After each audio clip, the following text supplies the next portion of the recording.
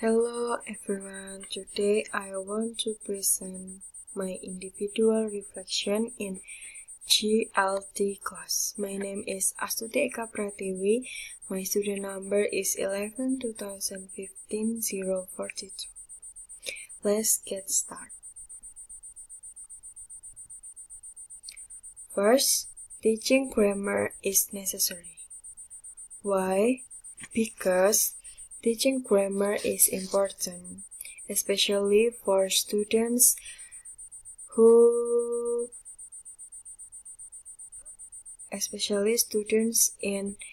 learn English as a foreign language.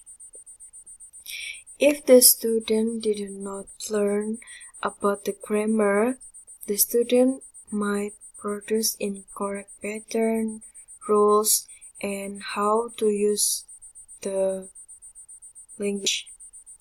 And then they might be just know about the pattern and the rules, but they use it in a not inappropriate way. The second is, my teacher taught grammar by using rules, especially deductive approach. I think it is because when teacher using deductive approach, it is easily because the teacher just show the pattern and then the rules about how to use this grammar, something like that.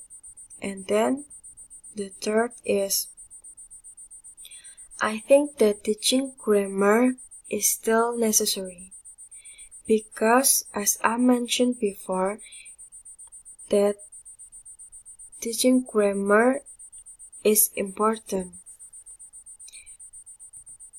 The fourth is, I didn't want to teach grammar in the future. I think it is because it is hard to measure my students that they have acquired the goals of the lesson. It is hard to measure that they can use, even though they know that when they use simple past tense, there should be subject and then verb, using the verb one and something like that. But I think that it is still hard for me. And I think that there is no approach that is the best. This is also the reason why I didn't want to teach grammar, because each approach have